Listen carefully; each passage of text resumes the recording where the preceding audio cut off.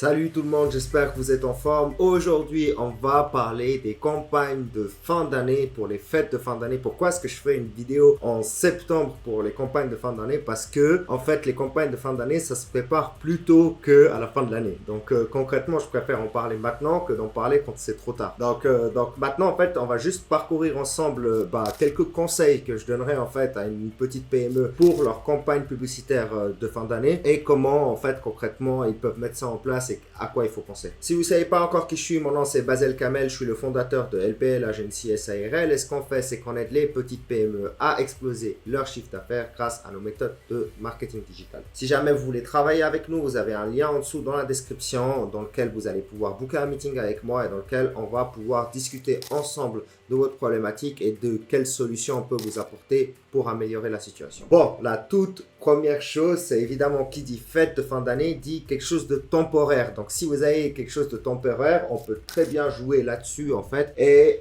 miser sur les offres limitées sur le temps. Ça marche super bien parce que justement les gens ils sont prêts à passer à l'action, ils sentent l'urgence et il y a une bonne justification derrière. Si vous faites ça au milieu de l'année alors qu'il n'y a pas de justification, eh bien l'offre elle sera beaucoup moins forte que si vous dites ok pour Noël offre une semaine ou quelque chose complètement offerte blablabla blablabla. Là à ce moment-là en fait ça sera un impact, l'impact sera beaucoup plus puissant que si vous avez une offre au milieu de l'année. Donc ajouter des comptes à rebours, il ne faut pas hésiter. Par contre, il ne faut pas que ça soit trop agressif. Donc si vous mettez des comptes à rebours, ce genre de choses, ok c'est intéressant, mais soyez pas trop spammy non plus parce que ça rend, en fait ça donne une image médiocre de votre marque et donc du coup il faut quand même éviter ça pour le long terme. Et donc par exemple vous pouvez faire une offre spéciale de Noël jusqu'à Noël, jusqu'au 24, etc., qui peut très très bien marcher à la fin de l'année et qui pourrait vraiment potentiellement augmenter votre chiffre d'affaires vraiment de façon importante. Le deuxième point, c'est utiliser des créatifs festifs et saisonniers. Alors ça aussi, ça va clairement être intéressant de le faire. Vos publicités ils peuvent refléter en fait l'ambiance des fêtes, utiliser des visuels qui sont adaptés à la saison, des couleurs chaudes, etc.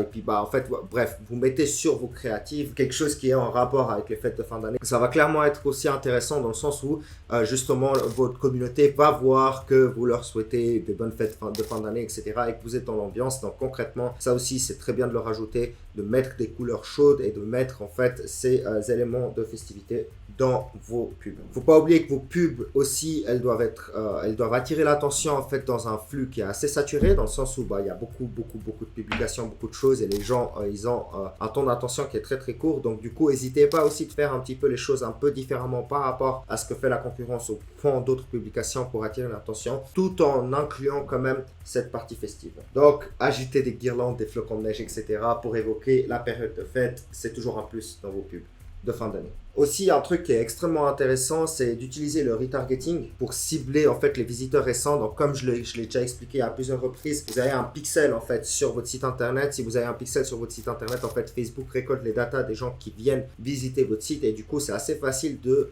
recibler ces personnes-là justement avec une offre. Et ça, je l'ai déjà expliqué. Les gens qui ont visité votre site, c'est une audience qui est chaude. Donc, une audience qui est chaude, elle aura beaucoup plus de probabilité en fait de acheter, de passer à l'action qu'une audience qui est froide. Donc, concrètement, si vous retargetez, en fait, si vous faites une campagne de retargeting et que vous reciblez les personnes qui ont visité votre site avec une offre, vous avez beaucoup plus de probabilité cette fois-ci de les convertir en clients parce qu'ils ont déjà visité et vous avez une offre à disposition. Donc du coup, en fait, ça va clairement les pousser à l'action. Le quatrième point, c'est de planifier vos campagnes à l'avance. Donc concrètement, n'attendez pas le dernier moment pour le faire. C'est pour ça que je fais cette vidéo maintenant aussi. Les campagnes de fin d'année, ils doivent être prévus maintenant ou en octobre, voire en novembre. Mais novembre, ça commence déjà à être tard parce que vous voulez avoir des créatifs de bonne qualité, vous voulez avoir des copies qui sont bien écrites, vous voulez préparer tout un environnement justement pour que vos campagnes aient le plus d'impact possible. En plus, avant Noël, on a aussi Black Friday, donc Black Friday et Cyber Monday et tout ce qui va avec. Et ça, c'est des excellentes périodes justement pour exploser littéralement vos chiffres. Donc, préparez vos campagnes bien à l'avance et maintenant. C'est le moment gentiment de commencer à les préparer, de commencer à les planifier, de faire vos shootings photos, de faire vos shootings vidéo, de préparer les copies et le texte qui va sur les copies, enfin sur les créatives et de préparer vos campagnes, le budget de la campagne, etc.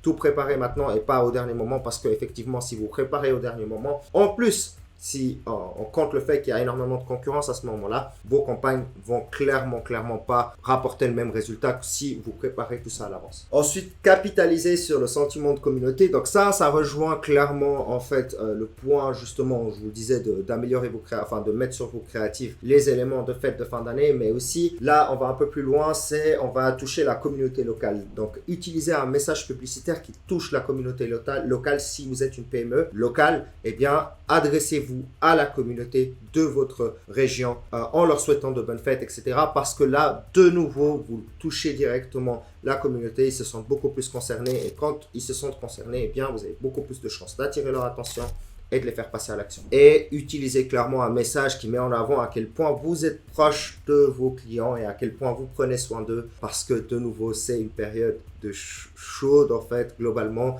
où les gens, ils se sentent rapprochés les uns des autres. Aussi, un truc que vous pouvez faire, c'est utiliser des vidéos qui sont assez courtes et percutantes, donc avec un message qui va droit à l'essentiel aussi. Donc ça va très bien marcher lorsque vous allez avoir une offre de fin d'année. Et cette offre de fin d'année, si vous la mettez bien en avant et que vous êtes court et percutant, eh bien vous avez beaucoup plus de chances en fait d'avoir les gens qui passent à l'action et qui vont plus loin, peut-être même jusqu'à la conversion. Donc du coup, de nouveau, des vidéos percutantes où vous allez droit à l'essentiel, c'est aussi extrêmement intéressant lorsque vous avez une offre à disposition. Et puis le 7e point, c'est surveiller votre budget. Faites bien attention à ce qui se passe parce que vous avez énormément de concurrence là-dedans pendant cette période et du coup, vos CPM peuvent aller très haut, très vite. Donc surveillez bien ce qui se passe. Regardez si vous pouvez, s'il ne faut pas couper pendant un certain moment en fait votre pub parce que ça devient trop cher ou s'il faut les laisser tourner. Surveillez bien ce qui se passe et puis faites attention à combien vous dépensez, surtout si vous avez un budget qui est limité pour la campagne. Et surtout, surveillez les pubs qui ne marchent pas, vous avez peu de CTR, vous avez peu de clics et peu de passages à l'action. Coupez-les parce que vous allez payer beaucoup trop cher